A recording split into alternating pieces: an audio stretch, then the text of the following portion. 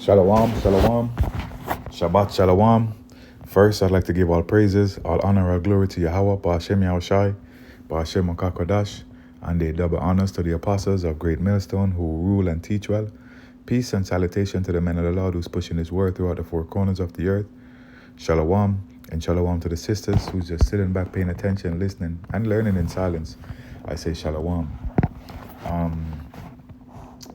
This lesson today is going to be titled, Surely the least of the flock shall draw them out, which is pretty much what this precept is going to say, right? And this is Jeremiah 50 and verse 45, and it reads, Therefore hear ye the counsel of the Lord Yahweh, that he hath taken against Babylon. And as we know already, Babylon is America. Babylon is America. Modern day Babylon is America. And his purposes that he hath proposed against the land of the Chaldeans. Also the land of the Chaldeans is also America. And it reads, Surely the least of the flock shall draw them out. Surely he shall make their habitation desolate with them. And we know the least of the flock right now is the Amalekites. The Amalekites are these Jewish people. These people in the Middle East right now who's causing chaos and havoc throughout the Middle East, right? And pretty much what it is right now is that this country, this tiny ass country, has pretty much bite off more than they can chew. But they did this on purpose. The reason why they did this is because they know that NATO, the EU, and America is going to come to their defense. Right? And this is the reason why they did that. Right? So they know damn well what's going to happen when they attack Lebanon, when they attack Iran, when they attack Iraq, when they attack Syria, when they attack Palestine. They know what the outcome would be, but they didn't care. They wanted this war because they felt like the big bad wolf America is going to come to their defense. They feel like America is unstoppable and no one can touch America, right? But I want to play that video once more just to go into it.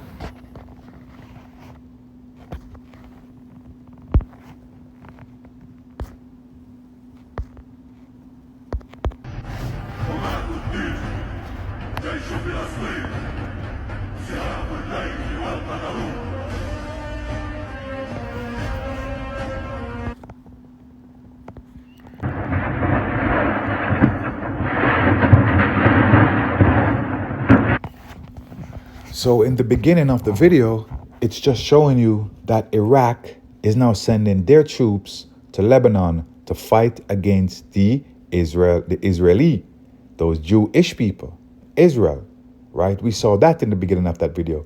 The second part of the video is Israel attacking a military base in Syria that's owned by Russia, right? So this country is poking the bear.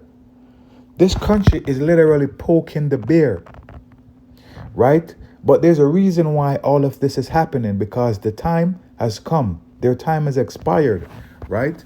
Now, let me jump into Joel 3 and verse 1. And it reads, For behold, in those days and in that time, and those days is now, that time is now, right? For behold, in those days and in that time, when I shall bring again the captivity of Judah and Jerusalem, and will also gather all nations, and will bring them down into the valley of Jehoshaphat, in the valley of Jehoshaphat, which in the Hebrew is Jehoshaphat, and will plead with them there for my people and for my heritage Israel, whom they have scattered among the nations and parted my land. Right? Let me jump into this. and find out what this means. All right, so pretty much to plead means to judge. So the Most High is going to judge these nations for what they have done, right? To vindicate, to punish, to govern. So this is what's going to take place in that time. And where is it going to take place? It's going to take place in the Middle East. But there is a specific part of the Middle East that it's going to take place.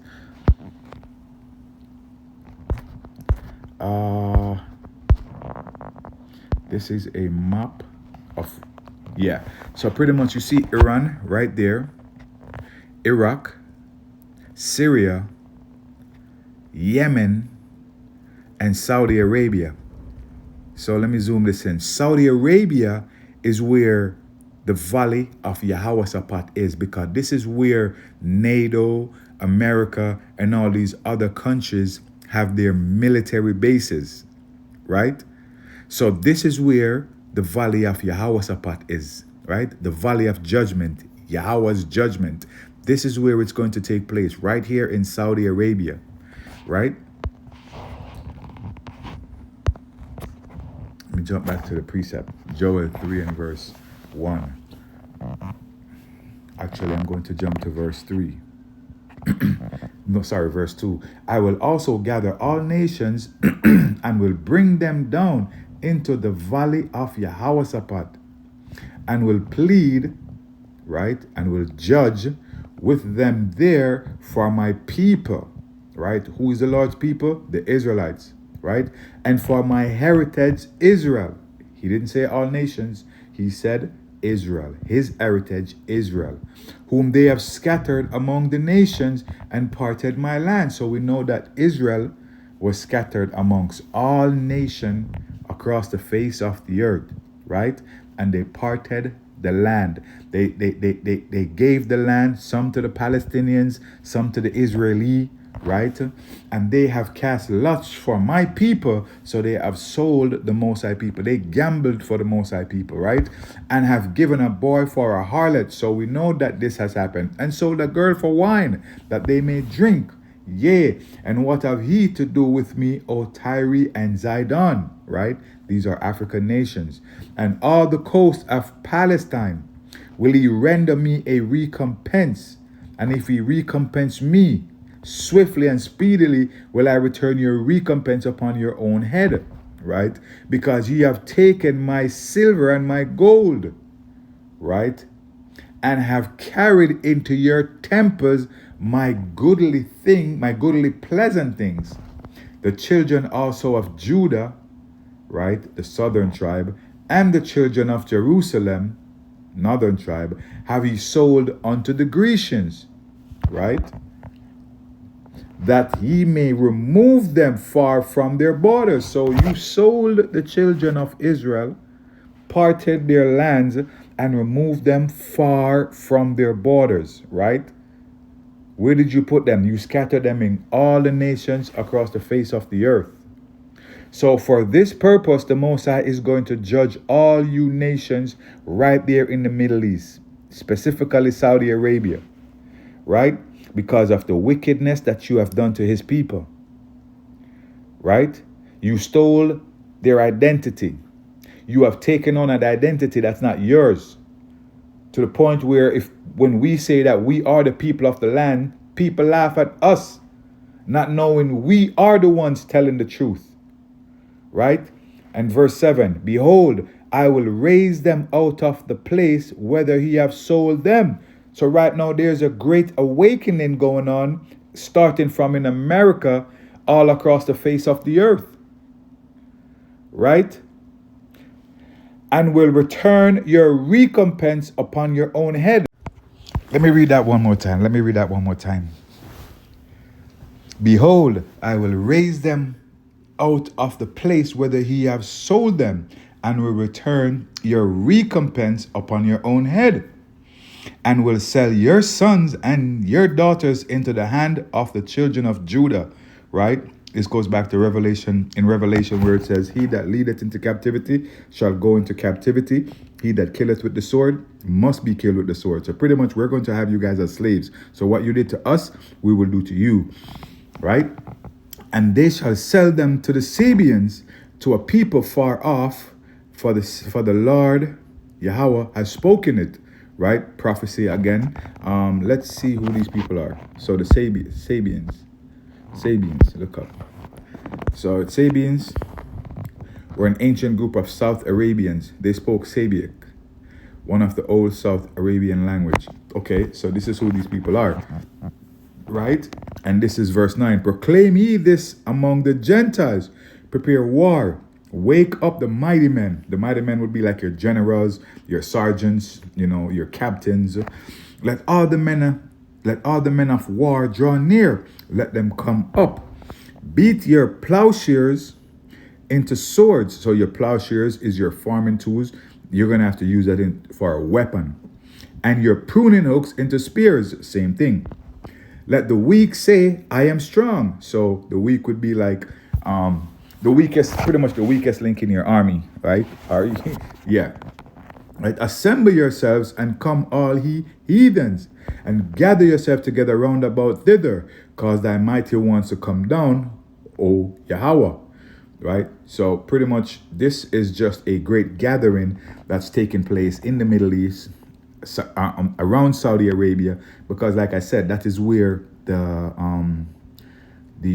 valley of Yehoshaphat is, right? That is where the war is going to take place, right? That is where Iraq is taking their troops, Lebanon, all of these Middle Eastern countries, that is where they're taking their troops, because Saudi Arabia is hosting NATO, the EU, America, right? That's where their military bases are, right? Verse 12, let the heathen be wakened and come up to the valley of Yehoshaphat. So all these nations I mentioned just now are heathen nations. For there will I sit to judge all the heathen round about. So this is where the great judgment is going to be taking place, right? Why are you getting judged? For what you did to the children of Israel, because we were scattered in your lands and you treated us like shit, right? And verse 13, put he in the sickle, for the harvest is ripe. What is a sickle? A cutting tool that you use to harvest grapes. Come, get you down, for the press is full. The wine press is full. That means that there's a lot of reaping that is going to take place at that time, right? It says the fats overflow, for the wickedness is great. Multitudes in the valley of decision, the valley of Yehoshaphat, for the day of the Lord Yahweh is near in the valley of decision. So decision, the valley of decision, which is the valley of Yehoshaphat, is where everything is going to be taking place, which is right there in the Middle East, in Saudi Arabia. I can't emphasize that enough, because Saudi Arabia is the host. They are hosting American Navy base from Europe, all across Europe. They got their naval base there, right? And NATO and the EU. So pretty much this place is where the valley of Yehoshaphat is. That's where the big war is going to take place, right? And with that, I want to give all praises, honor, and glory to Yahweh, Bahashem, Yahweh Shai, Bahashem Rakakadash, and a double honors to the apostles of Great Millstone who rule well. Peace and salutation to the men of the Lord who's pushing his word throughout the four corners of the earth. To you I say Shalom.